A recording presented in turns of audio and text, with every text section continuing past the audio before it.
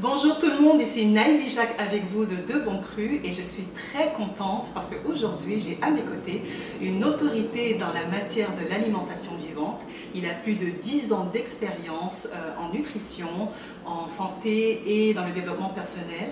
Il a écrit de nombreux livres dont The Raw Secrets et Raw Food Controversies qui ont été traduits dans plusieurs langues. Alors sans plus tarder, je vous présente Frédéric Patnaud. Bonjour. Bonjour, ça va bien? Ça va bien toi? Oui.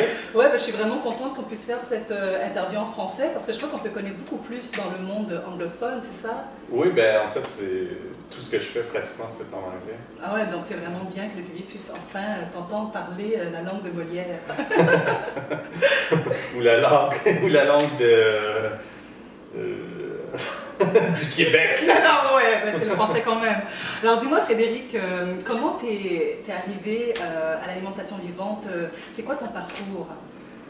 Ben en fait, j'ai commencé assez jeune. J'ai commencé à l'âge de 18 ans.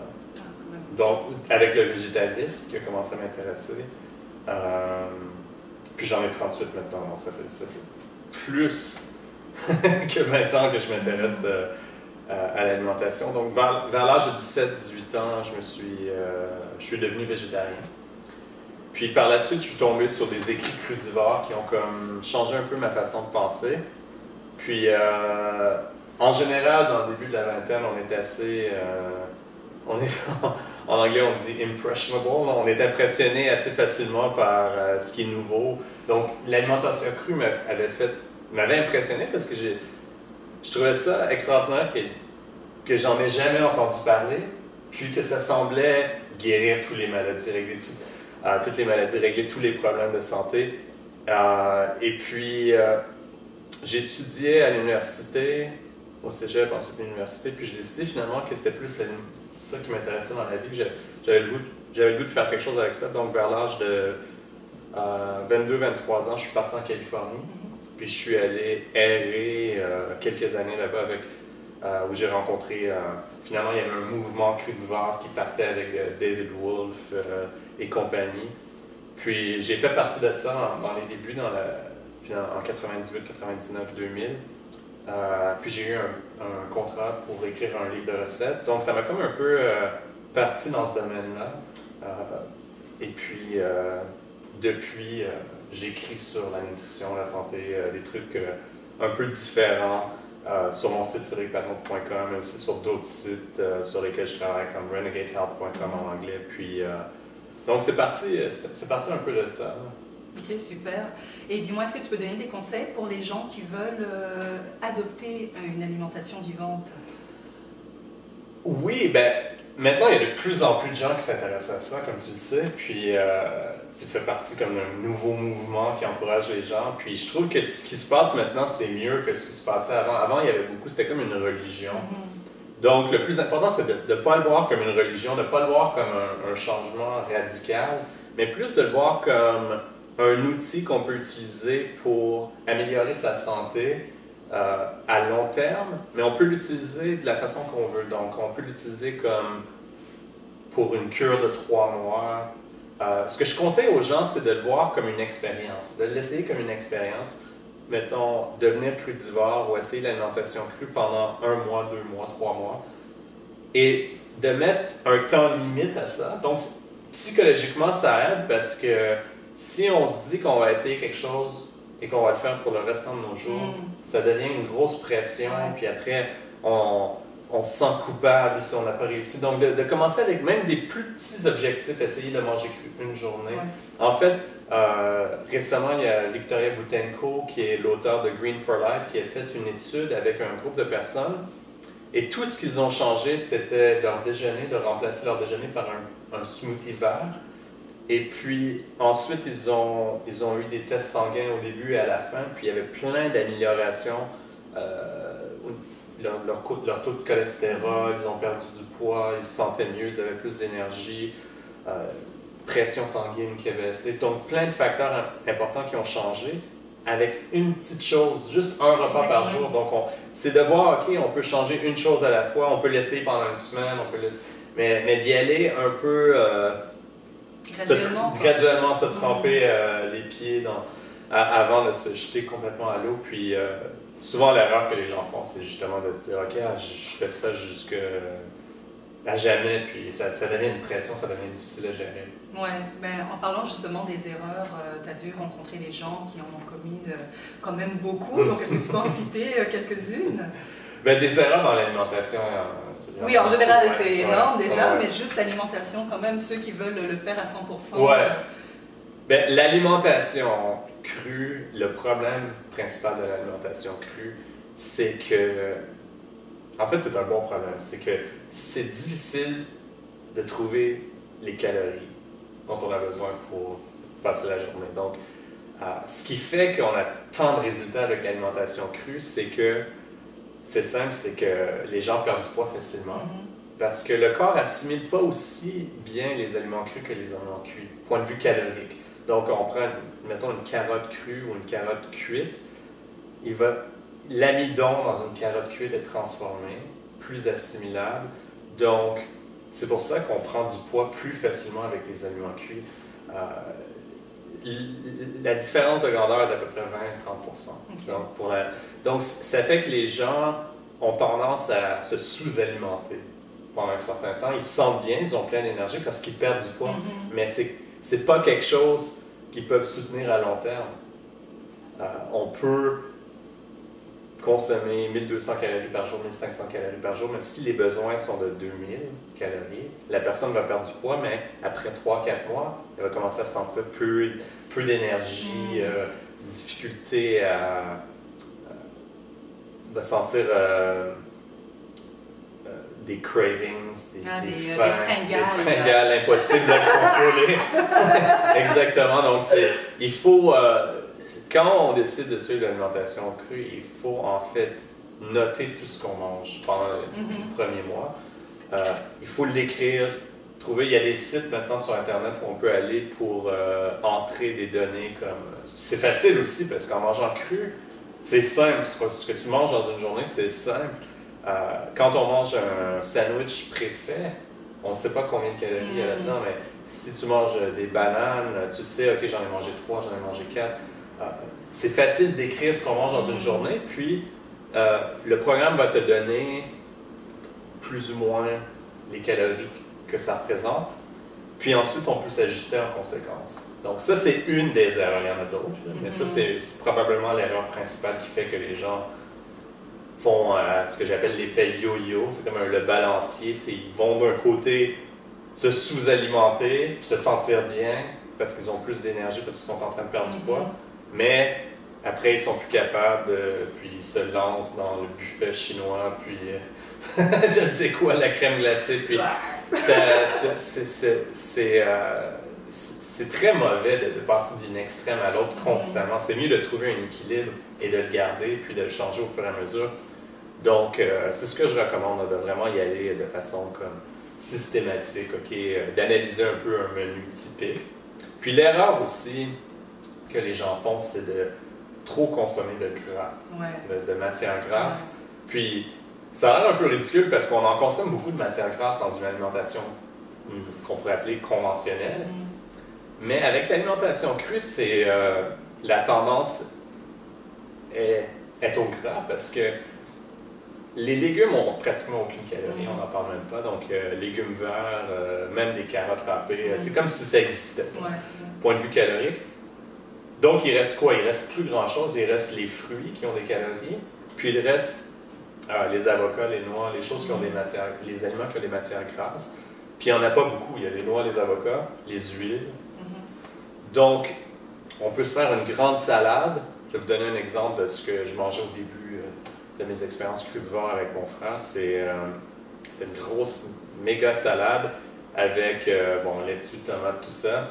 Puis beaucoup d'huile d'olive, un avocat ou deux, du tahini qui est une pâte de sésame.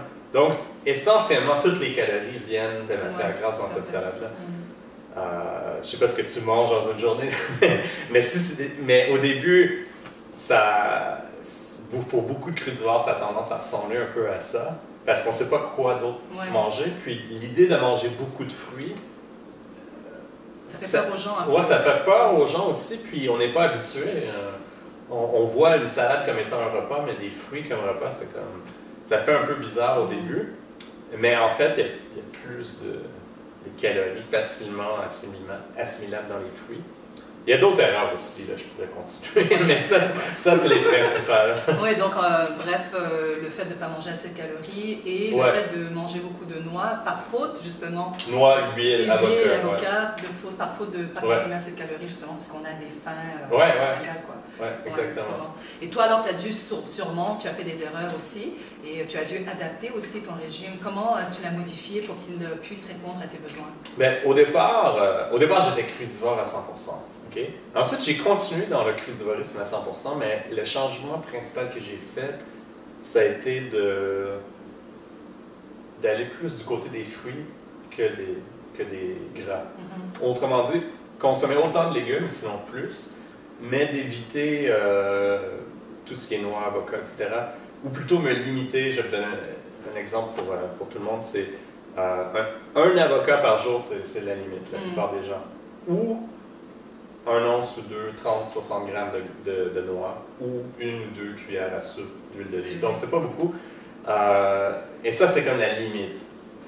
Dans une journée, c'est ce que j'essaie de suivre, mais ça fait que essentiellement toutes les calories, si on suit une alimentation crue à 100%, viennent des fruits.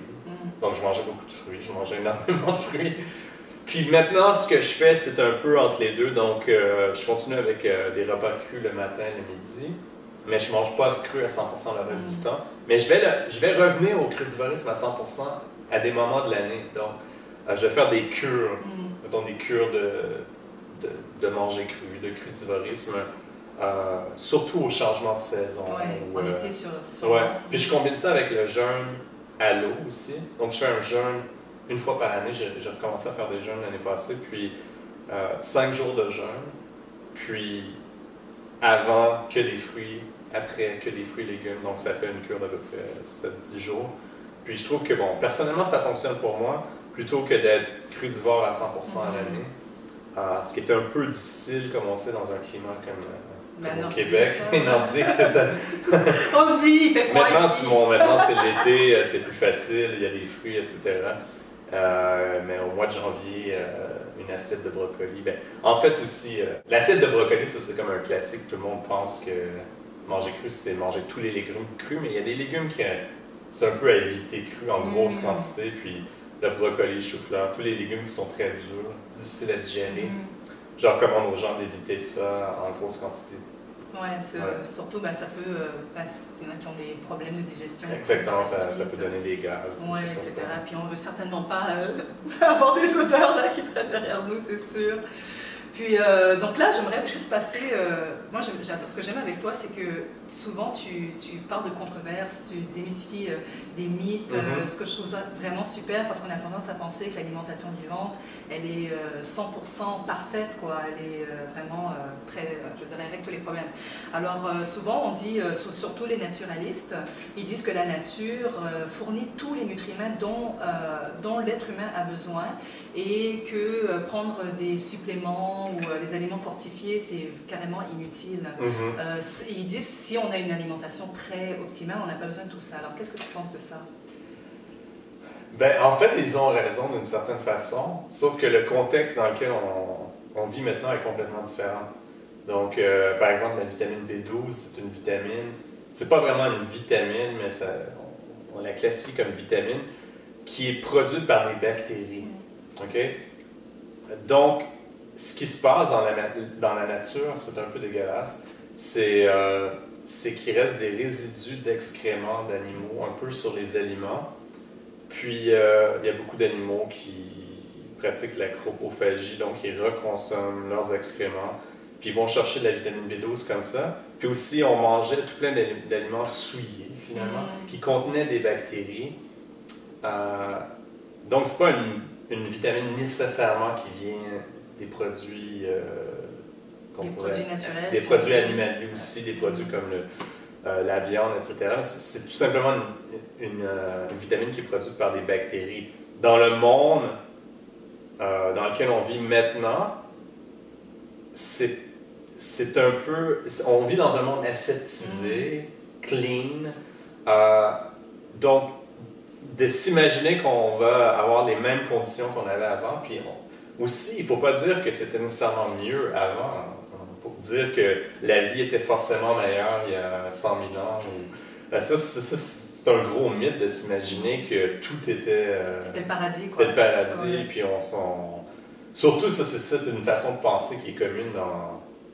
Tu as appelé ça les naturalistes, mais en fait, ça rejoint beaucoup de philosophies paléo, raw food, crudivorisme, etc. De s'imaginer qu'on a on est déchu du jardin d'Éden, puis que maintenant on vit une vie horrible, mais en fait, on vit plus longtemps en général, plus en santé. La différence principale, c'est que maintenant on peut contrôler l'hygiène qui causait beaucoup de maladies à l'époque. Mais l'envers de la médaille, c'est que le corps s'est habitué à un certain environnement, donc les bactéries auxquelles on était exposé avant, maintenant, on les a plus nécessairement. Donc c'est pour ça qu'un supplément de vitamine B12, c'est important. Quand on consomme de la viande, des choses comme ça, il y en a, mais c'est pour la même raison, parce que les animaux ont développé ces bactéries-là à l'intérieur de leur corps. Puis aussi, il ne faut pas se cacher, la viande, ces produits-là, il y a des résidus un peu dégueulasses là-dedans qui contiennent la vitamine B12. Donc, il faut juste être pratique puis pas idéaliser la nature. Donc, il y a peu de suppléments en fait qui sont nécessaires, on pourrait dire. La vitamine B12, c'en est un. Tous les crudivores végétariens devraient en consommer comme supplément. Puis, vitamine D aussi, ça peut être un problème, surtout dans les climats nordiques, comme ici. Ouais. On n'a plus tellement accès, on n'a plus tellement de luminosité dans les mois d'hiver, puis les tests récents montrent que la plupart des gens montrent une carence. On est tous en carence. Ouais. En fait, c'est ce que je disais aussi, c'est que tous ceux qui vivent plus loin de l'équateur, en fait, sont pratiquement tous en carence. Est-ce que c'est vraiment mauvais pour la santé? Est-ce que le corps est habitué à un cycle à emmagasiner la vitamine D, ensuite s'habituer à une période où il y en a moins? Je ne sais pas exactement, mais je pense que c'est plus logique et c'est une bonne politique, une bonne assurance de prendre un supplément au cours de l'hiver. De toute façon, dans les pays nordiques, c'était un supplément que tout le monde consommait sans le savoir parce que le lait était fortifié avec la vitamine D. Évidemment, quand on s'abstient de produits laitiers, etc., il faut le trouver quelque part, il faut trouver la vitamine D quelque part. Puis je ne recommande pas nécessairement de faire le test. Ça coûte de l'argent pour rien. Vous allez faire le test, vous allez voir. Tout le monde est en carence. Tout le monde est en carence. Donc, de prendre un supplément, ce qui est recommandé par la plupart des nutritionnistes de toute façon, c'est parfaitement logique, puis une bonne chose à faire. Mais sinon, il n'y en a pas beaucoup vraiment. C'est selon l'individu, il faut consulter votre médecin, voir si vous avez d'autres besoins, mais il y a ces deux-là qui me viennent à l'esprit, il n'y en a pas vraiment d'autres. Les plus importants. Donc voilà, il faut vraiment prendre un supplément, tout le monde devrait en prendre, même les carnivores, on les appelle les carnivores, mais les omnivores sont quand même aussi en carence parfois, donc je veux dire, c'est quelque chose... Vitamine D, exactement. Vitamine D, et même la B12. Ça peut arriver, ça peut arriver. Donc voilà pour la position, mais super. Puis un autre nutriment, si on veut, qui est controversé, c'est les protéines. Depuis depuis longtemps, on a toujours un débat enflammé sur les protéines.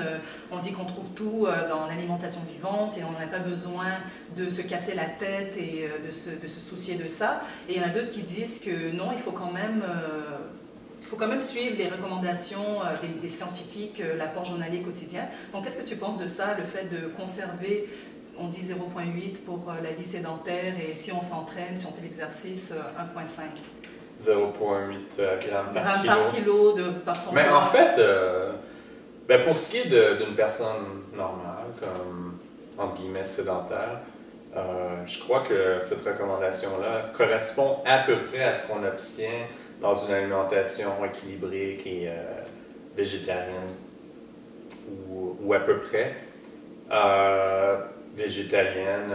Dans le crudivorisme, ça peut tomber un peu plus bas à cause que les fruits contiennent beaucoup moins de protéines. Mais si on regarde dans l'ensemble, moi j'ai quand même calculé beaucoup de menus, analysé beaucoup de menus, puis ça donne à peu près ça. Une personne de 70 kg va obtenir entre 50 et 70 grammes de protéines par jour. Mais aller chercher la quantité de protéines qui est recommandée pour les athlètes, ça devient un peu difficile. Honnêtement, je ne sais pas si c'est vraiment nécessaire. Je crois qu'il n'y a pas vraiment de recherche qui montre que c'est vraiment nécessaire. En fait, mais c'est quand même une quantité relativement raisonnable. Donc, on parle d'une personne de 70 kg, à peu près 100 grammes de protéines par jour. Par contre, il y a beaucoup de recherches en ce moment. Par exemple, un chercheur en Californie, l'italien Luongo, beaucoup de recherches qui sont en train de montrer que les protéines stimulent la croissance du cancer au-delà d'un certain niveau. Donc, le corps a besoin d'une quantité de protéines, peut-être dans l'ordre de ce qu'on mentionnait. Si on va plus haut que ça, si on se lance dans les 1 gramme de protéines par livre de poids corporel, donc 150 grammes de protéines par jour pour des hommes, 200 grammes de protéines par jour, on commence à entrer dans le domaine de l'excès de protéines, puis ça peut être, les recherches, ce que ça montre en ce moment, c'est que c'est pas que les protéines causent le cancer, c'est que les protéines nourrissent le cancer en élevant une hormone dans le corps, IGF-1, IGF-1, qui est comme une hormone qui ressemble un peu à l'insuline, puis qui stimule la croissance et qui va aussi stimuler la croissance de cellules cancéreuses. Donc, je crois que si on regarde ce que la plupart des gens mangent à travers le monde, ça ressemble un peu aux chiffres qu'on a donnés, donc entre 0,8 et 1,5 g de protéines par kilo. On n'a pas besoin de plus. Ce que je recommande aux gens, s'ils font beaucoup d'exercices, ils peuvent essayer de consommer des protéines végétales, des protéines concentrées végétales, comme de chanvre, ou de riz, etc., comme supplément.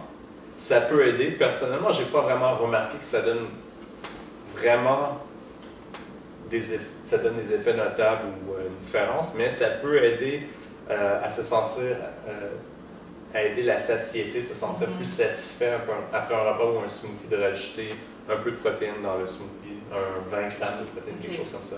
Et toi, est-ce que tu fais du sport? Je cours. J'alterne entre la course et la musculation. Donc l'été, c'est plus de la course, puis l'hiver, c'est plus de la musculation. Puis comment tu arrives à maintenir ton niveau d'énergie ou de récupération? Quels sont tes repas types, par exemple, pour que tu puisses y arriver? En fait, j'ai déjà essayé de suivre les théories.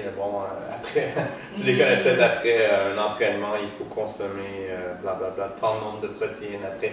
Mais toutes ces recherches-là, en fait, c'est sur des athlètes de haut niveau.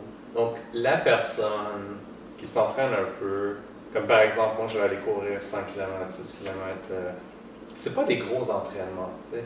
Je vais aller au gym, etc. Donc, il n'y a pas vraiment de formule magique à suivre quand on s'entraîne de cette façon-là. Si on commence à s'entraîner plus, comme par exemple courir ou faire du triathlon, ou tout ce qui est de plus qu'une heure, on pourrait dire, d'efforts soutenus, là, on commence à avoir besoin, premièrement, de se nourrir probablement un peu avant l'entraînement, même si durant l'entraînement, si c'est un long entraînement. Mais pour ce qui est d'un entraînement ordinaire, il n'y a pas vraiment de modification à faire. Moi, je vais courir, je ne mange rien avant d'y aller, puis ensuite je fais mon smoothie, puis il n'y a vraiment rien de spécial que je fais vraiment. Pour la musculation, je vais plus peut-être manger un petit quelque chose avant d'y aller, pour avoir de l'énergie un peu plus soutenue. Mais toutes ces théories-là, en général, ça s'adresse plutôt à des entraînements de haut niveau. Oui, c'est tellement difficile, c'est toujours encore un débat parce qu'il y en a qui parlent de la fonte de masse musculaire et donc c'est toujours savoir qu'est-ce qu'on fait, est-ce qu'on suit ça ou est-ce qu'on ne suit pas, mais bref, j'imagine qu'il faut juste vraiment s'écouter et faire des expériences et ajuster son régime en fait. Ben, il faut faire du sport, puis quand on en fait, ben, c'est clair qu'on va avoir un peu plus faim. Okay? Il faut écouter sa faim, manger un peu plus. Ça peut être l'erreur principale, c'est de ne pas manger assez, puis de ne pas récupérer assez, pas assez dormir, etc. après un entraînement. Donc, c'est les deux erreurs principales, mais tant de grammes de protéines supplémentaires, etc., comme je disais, c'est vraiment monsieur, madame, tout le monde qui s'entraîne un peu, n'a pas besoin vraiment de suivre ces conseils-là. C'est vraiment pour améliorer la performance de quelqu'un qui s'entraîne beaucoup de façon compétitive. Donc manger beaucoup de fruits, j'imagine. Ouais, les fruits, c'est excellent pour la récupération. Manger en général 1 heure après un entraînement, dans une fenêtre d'1 heure, ça aide à la récupération parce qu'on a perdu du glycogène dans les muscles. Il faut quand même remplacer le sucre qui a été perdu. Évidemment, si on court ou on fait de l'exercice l'estomac vide, ben, ce qui n'est pas mauvais d'ailleurs, parce que surtout, il y a des études récemment qui montraient que s'entraîner avant le petit déjeuner, ça aidait les personnes en question à continuer de brûler théoriquement des calories durant le jour, tandis que s'entraîner tout de suite après un gros repas, ça ne compense pas les effets négatifs de la suralimentation. Donc, personnellement, je trouve ça plus facile d'aller courir l'estomac vide que de manger avant. Puis ensuite, c'est comme si on part avec un réservoir d'essence plein, puis ensuite on le remplit plutôt que de partir avec un réservoir plein, puis ensuite de remettre de l'essence par-dessus. Alors, on va continuer de parler par rapport aux mythes, les mythes favoris des crudivores. Et on a souvent tendance à comparer l'alimentation de l'être humain aux primates, aux bonobos, etc. Qu'est-ce que tu penses de ça? Est-ce que tu penses qu'on devrait imiter exactement comment les primates y mangent? Je pense que ça pourrait être une expérience intéressante à faire, mais il ne faut pas oublier que l'être humain n'est pas un descendant des chimpanzés ou des bonobos. On est un cousin lointain, donc sur l'échelle de l'évolution, c'est une branche complètement séparée. Donc on a des ancêtres communs, puis c'est certain que comparé à d'autres animaux, on a plus de choses en commun aussi. Puis que l'alimentation, forcément, il doit y avoir quelque chose qui se rapproche, plus qu'un chien ou un chat, etc. Donc, comment ils se nourrissent, ces animaux-là? Ils mangent des fruits, des légumes, ils mangent aussi un peu de viande, des fourmis, des trucs comme ça. Mais principalement, c'est de la végétation, des fruits sauvages. Puis, ça se trouve que ça fonctionne bien pour les êtres humains, mais quand on regarde un peu plus près, les chimpanzés vont se nourrir de fruits très acide, très astringent, très fibreux. Un être humain ne serait pas capable de fonctionner sur une alimentation comme ça, même un crudivore. Puis on le voit, les gens qui deviennent crudivores, ils vont avoir tendance à passer plein de trucs dans le blender, à rendre finalement l'alimentation, les aliments plus digestes, plus faciles à assimiler, briser les fibres qui sont difficiles comme on parlait tantôt de certains légumes qui sont difficiles à digérer crus. Bien, imaginez toute la journée consommer des aliments comme ça qui sont fibreux, astringents. Je crois. Puis en plus, ça se trouve que l'être humain a un tube digestif quand même assez différent du système digestif. Ben, pas super différent, mais plus court qu'un chimpanzé. Ce qui s'est passé, c'est que l'être humain s'est habitué à une alimentation plus transformée. Donc avec la cuisson des aliments, mais aussi l'accessibilité à plus de calories dans un espace plus concentré. Donc la cuisson, mais aussi les légumes qu'on cultive pour être plus sucrés, plus faciles à digérer, etc. Les fruits, la même chose. Donc de retourner une alimentation complètement sauvage, c'est un peu un mythe. On ne peut pas vraiment faire ça. Donc, oui, on peut regarder ce que les singes mangent, puis on peut se dire, ouais, forcément, il y a une ressemblance, mais ça s'arrête à peu près là. C'est pas une prescription. Puis, je vous recommande pas nécessairement d'aller dans la jungle et de se nourrir avec seulement des aliments sauvages, ça risque d'être assez difficile. Ouais, d'autant plus que de toute façon, nous, on mange plutôt des aliments cultivés, pas sauvages, donc exactement. De se comparer à eux, c'est pas la même chose. Ouais. Puis, les aliments sauvages sont très amers souvent, sont très... l'être humain n'est plus adapté. C'est pas que on n'est pas habitué par la culture, mais c'est simplement que on peut tout simplement pas fonctionner sur une alimentation complètement sauvage. Et plutôt frugivore aussi, est-ce que tu penses qu'on peut faire 100%? Ben, c'est possible de manger uniquement des fruits, ouais. Des fruits qu'on achète ici, pas des fruits sauvages nécessairement, mais oui, on peut se nourrir exclusivement de fruits, mais c'est pas une alimentation que je recommande à long terme. Donc ça devient une cure. Mais il y a des gens qui l'ont fait pendant des années, puis sans trop de problèmes. Mais c'est pas quelque chose qu'on peut recommander à l'ensemble de la population. D'ailleurs, l'alimentation crudivore, je ne l'ai peut-être pas mentionné, mais c'est aussi pas quelque chose que je recommande pour les enfants en bas âge, parce que justement le problème de calories, c'est vraiment un problème pour les enfants qui sont en croissance. Donc, je recommande à personne d'imposer une alimentation crudivore à leurs enfants. Plutôt, oui, végétarisme, c'est bon, etc. Puis beaucoup d'aliments crus, de fruits et légumes. Mais de leur donner quand même le choix, puis plus de possibilités, parce qu'ils ont quand même des besoins plus importants. Puis ça peut être difficile. J'ai vu beaucoup de familles crudivores. On voit les enfants qui mangent constamment. Ils ont des problèmes dentaires aussi à cause de ça. Constamment, ça veut dire qu'il y a du sucre tout le temps qui se mélange avec les bactéries. Puis collé sur les dents, même si on se brosse les dents, c'est pas assez. Si on mange à toutes les heures, on nourrit constamment les bactéries. Donc, ça peut être un problème aussi. Mais c'est vraiment, il faut le voir comme une alimentation qu'on fait de façon complètement rationnelle. Oublier ces mythes-là ou cette idéologie, puis on le fait de façon rationnelle, puis si ça fonctionne, ça peut être une thérapie extraordinaire. Oui, super. Oui, il y a Karen Ramsey aussi qui est très spécialisée dans l'alimentation pour les familles, et justement, elle parle de ce que tu dis, les enfants ont besoin, sont en croissance, donc leur donner même plus de gras que... en effet, oui. Parce qu'ils ont besoin de ça, oui.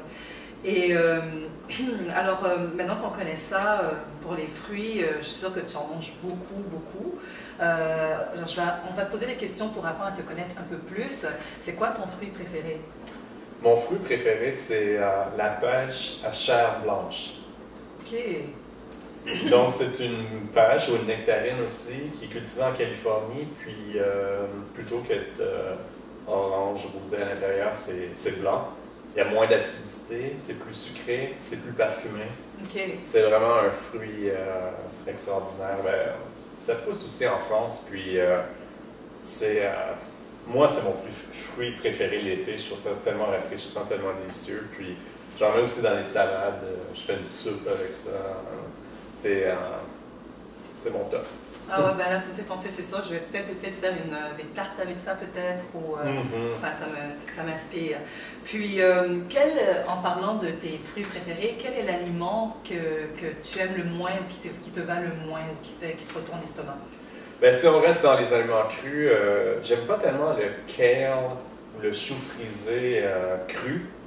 Donc, je sais que c'est très populaire. Très populaire. Ouais, ça. Je sens tout le monde est estomaqué, mais bon. Ben, cru, ça dépend. Si c'est macéré dans une salade, ça peut être bon. Mais c'est plutôt le côté herbacé. Je trouve ça un peu fort. Je préfère le faire à la vapeur, personnellement, ou dans des smoothies, en plus petite quantité en enlevant la tige à l'intérieur. Mais sinon, je peux pas dire que j'en raffole. Mais bon, je comprends un peu l'engouement pour ça. Mais... Oui, parce que c'est riche en protéines, c'est riche en plein de choses. Ah oui, c'est certain que c'est bon, mais bon, c'est pour ça que j'ai pris un peu la vapeur. Sinon, le masser, comme je dis toujours aux gens, de le masser avec un petit peu de citron et un petit peu de sel, ça fait toujours ravir les gens de le faire. Mais bon, ça, chacun son goût. Chacun ses goûts. J'aime pas tellement masser mes légumes, mais oui, je vais essayer. Je trouve ça bon quand c'est préparé comme ça. Et quel est, par exemple, je pense qu'on a parlé un peu de ta journée type, comment tu t'organises dans ta journée pour pouvoir manger tes repas crus le plus possible? Ben, le matin, c'est assez simple. C'est comme un smoothie ou des fruits avec un peu de thé vert. C'est comme mon repas le matin. Le midi, c'est une grande salade. Je vais souvent rajouter des légumineuses cuites dans la salade, mais le reste, c'est cru. Puis, il va y avoir un demi-avocat, trucs comme ça, donc plein de légumes. Puis, le soir, ça va être un peu plus cuit. Mais quand je me remets à l'alimentation crue, là, je retombe plus dans les fruits, donc ça devient plus de fruits. Je vais faire un repas de fruits le midi en plus. Des smoothies, mais j'aime bien manger les fruits tels quels, pas juste en smoothie. Quand je fais un smoothie en général, je mets du verre dedans. Sauf, j'aime bien aussi le lait d'amande avec des bananes congées, ça fait comme un milkshake. L'été, ça peut être bon après justement une séance d'exercice. Ouais. Mais je garde ça assez simple, des soupes, des salades, des smoothies, des fruits, rien de trop compliqué, c'est pratiquement ça. Donc tu t'es pas procuré plein d'instruments là? Je les ai tous essayés. Spiralizer, le truc pour spiraliser, j'en ai plein de sortes. J'ai eu un déshydrateur, évidemment, un juicer. Mais ce que j'utilise le plus, c'est le Vitamix. Le blender, je l'utilise à tous les jours. Je fais presque tout là-dedans. Mais tous les autres gadgets, il y en a pas.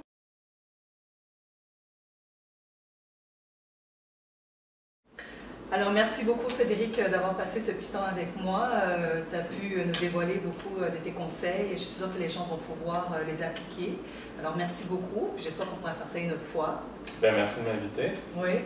Ben, voilà ce qui complète l'interview avec Frédéric Patnaud. Alors, si vous avez des questions, vous pouvez toujours, on peut toujours t'écrire à frédéricpatnaud.com en français, toujours. Et puis sinon, ben, vous pouvez toujours écrire vos commentaires sous la petite vidéo en dessous. Et puis Frédéric fera un plaisir de vous répondre. Ben, merci. Merci, David. Ben, merci. Au revoir tout le monde. À la prochaine. Bye.